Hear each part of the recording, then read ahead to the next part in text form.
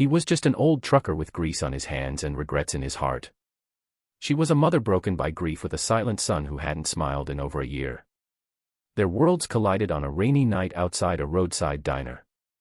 What happened next? A quiet smile, a toy truck, and a long-lost photo would begin to heal wounds none of them had dared to speak aloud. Hit like and comment where you're watching from. Your support brings more amazing stories. Now, let's begin. The rain came down in sheets that evening, slicing through the dark like the sky itself was morning. Linda wiped down the counter for the third time, more out of habit than need. Her roadside diner, nestled off Route 17, had seen better days, but it still stood warm and lit, the smell of grilled cheese and brewed coffee clinging to its walls like memory. She had run this place alone ever since Tom passed. Her husband, her partner, and everything.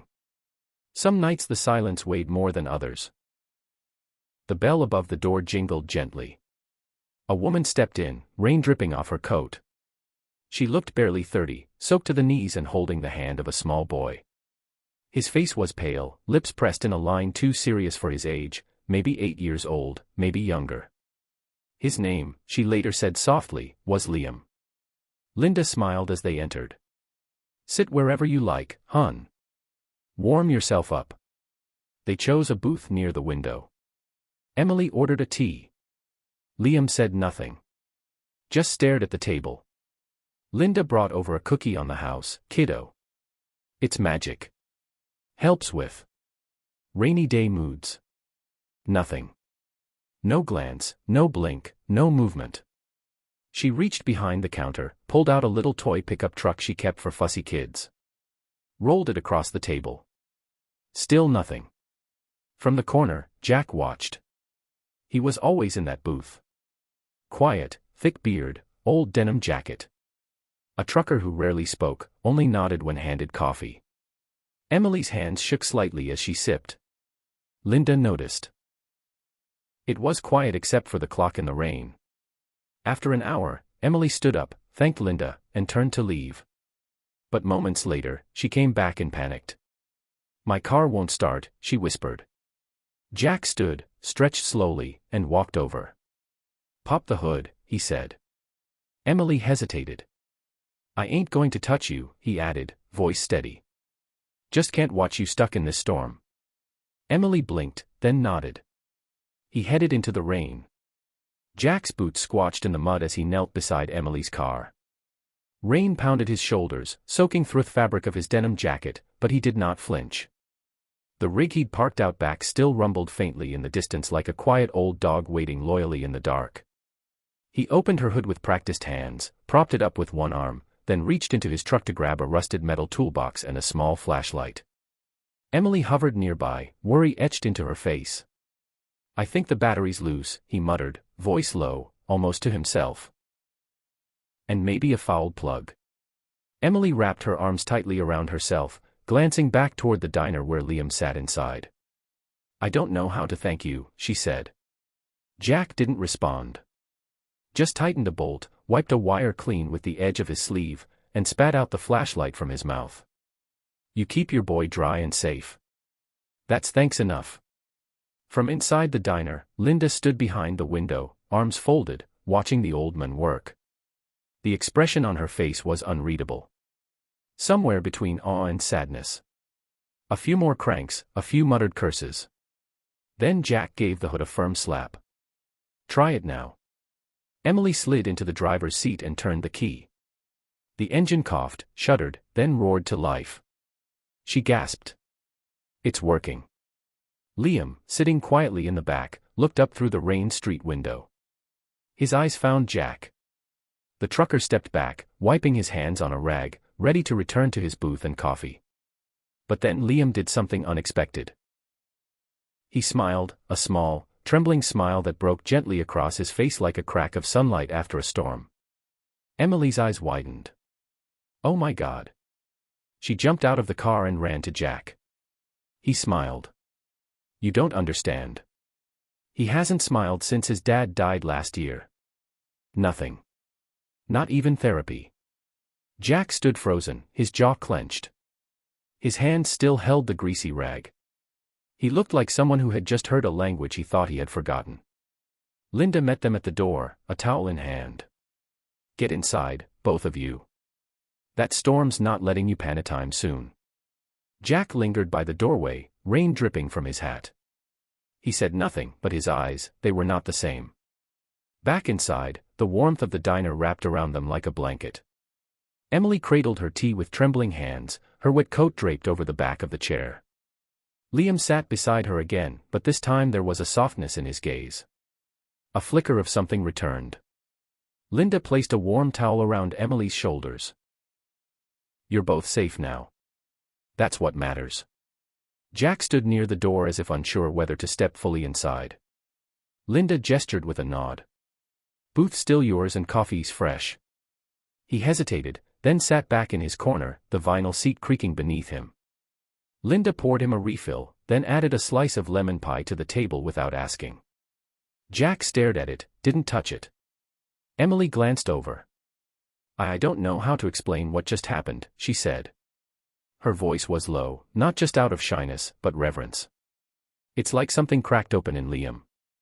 He hasn't smiled since the funeral. Nothing has worked. Jack looked up from the steam curling off his mug. I didn't do anything, he muttered. You fixed more than a car out there, Linda said softly, standing near him. Her eyes searched his. Did you see the way Liam looked at you? Jack's hands trembled slightly. He gripped his cup tighter. I had a son, he said voice. Linda sat down across from him without asking. His name was Tyler. We used to go fishing, fix up old cars together. He loved dinosaur sand sour candy. Then he turned 15 and I turned bitter. Emily watched from her booth, listening without meaning to. One fight, Jack continued. Just one. He told me he wanted to be an artist. I told him that was useless. Called him soft.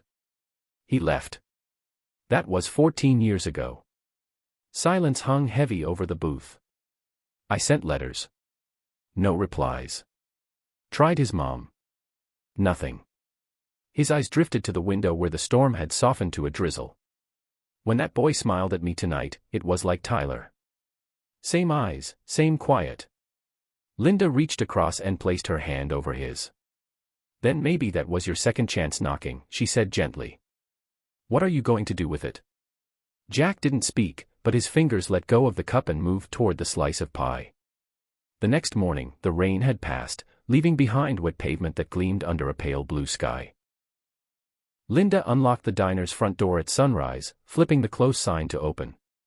She moved through the morning routine, brewing coffee, prepping eggs, warming biscuits. But her mind lingered on the night before. Jack hadn't said much after that.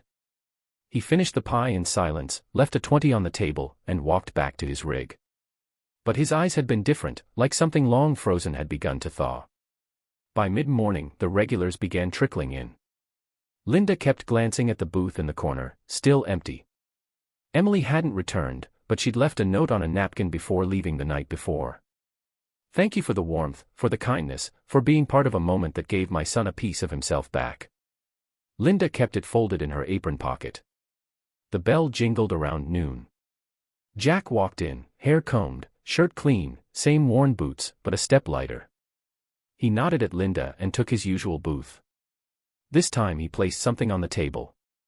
A faded photo. Two figures by a lake, fishing rods in hand. A boy, maybe 10. The same crooked smile Jack had seen on Liam. Linda walked over slowly, coffee in hand. That him? Jack nodded. Tyler, he'd be 28 now. She sat across from him again. I didn't sleep much, he said. Kept thinking about that boy, about Tyler, about everything I didn't say when it mattered. Linda listened without interrupting. I looked up his name this morning, found an address, 2 towns over, no phone number, but it's him. Same name, same age. Says he owns a small art shop downtown. Linda's eyes lit with cautious hope. You thinking of going?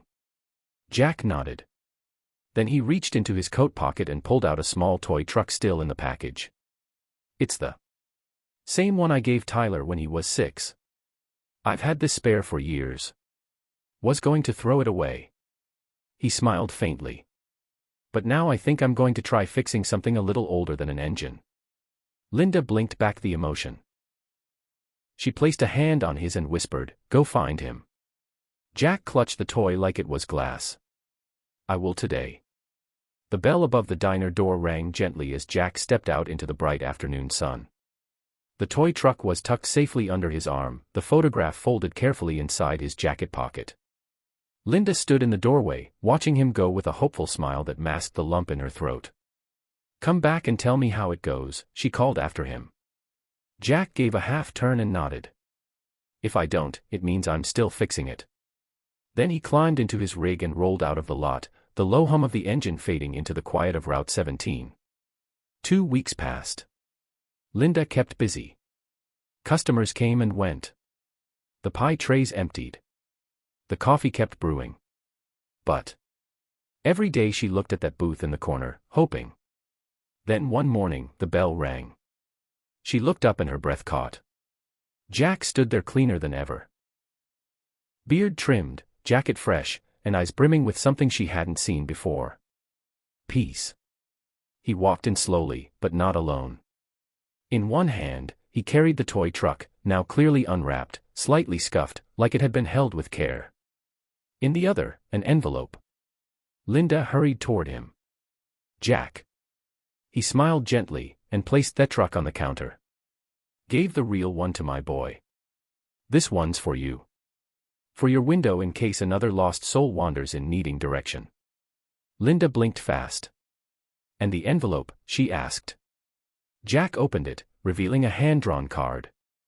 A watercolor painting of a lake with 2 figures fishing. "Tyler painted it," Jack said, voice thick with pride. "He didn't slam the door in my face. He didn't cry. He just looked at me for a long time, then said, 'You finally made it.'"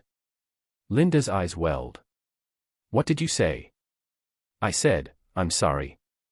Jack's voice broke slightly, and for the first time in years, I heard my son laugh. He slid into the corner booth. Linda placed a fresh slice of pie and coffee in front of him. "No charge," she whispered. Jack chuckled softly, looking around the diner. Funny how a place like this, a smile from a quiet boy and a strong woman with warm coffee can change a man's whole life. Sometimes redemption does not come with applause, but with forgiveness whispered over coffee and a toy truck that found its way back.